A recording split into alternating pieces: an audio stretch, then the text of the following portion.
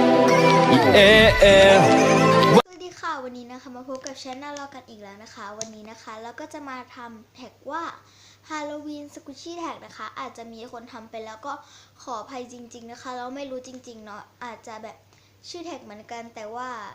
แบบการทำไม่เหมือนกันเนาะโอเคไปดูกันเลยค่ะแท็กแรกนะคะก็คือคำว่า Halloween ใช่ไหมคะมันก็จะมีตัว H ใช่ไหมคะให้เลือกตัว H มา1ตัวนะคะแล้วก็เลือกเป็น Hello Kitty Donut นะคะอันนี้เก่ามากมากแล้วไม่ค่อยได้มีอะไรที่เป็น Hello Kitty เท่าไหร่นี่นะคะโอเคค่ะไปดูแท็กต่อไปกันเลย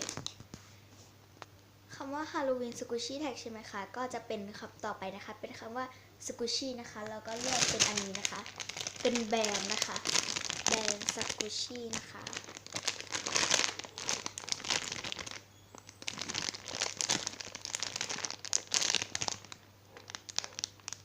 นี่ค่ะ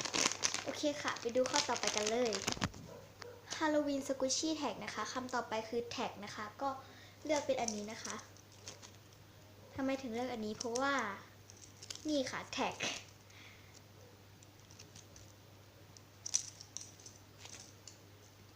Halloween Squishy Tag นะคะตอนนี้น่าจะเป็นข้อที่3แล้วนะคะโอเคค่ะข้อต่อไปนะคะ Squishy ที่แบบว่าน่าจะเหมาะสมกับการกินในฮาโลวีนนะคะช่วงฮาโลวีนเนาะโอเคค่ะนี่เรามีพอดีเลยฟักทองนะคะนี่เลยมันไม่ได้ช่วงเหมาะกินนะคะแต่มันเป็นแค่เป็นที่แบบฟักทองฮาโลวีนอะไรอย่างเงี้ยเนาะแท็กที่5แล้วนะคะหรือแท็กที่6แล้วก็ไม่รู้เหมือนกันนะคะโอเคค่ะแท็กที่6นะคะสกุชชี่ที่เราอยากเอาไปกินนะคะวันฮาโลวีนนะคะเหมือนกับแท็กที่4ยังไงก็ไม่รู้นะคะโอเคค่ะนี่นะคะเป็นไอศครีมแล้วก็คัพเค้กค่ะสโลว์มากๆเลยค่ะสำหรับคลิปวันนี้นะคะขอลาไปก่อนบ๊ายบายถ้าเกิดชอบคลิปนี้ก็อย่าลืมกดไลค์กดแชร์กด Subscribe นะคะถ้าเกิดชื่อแท็ก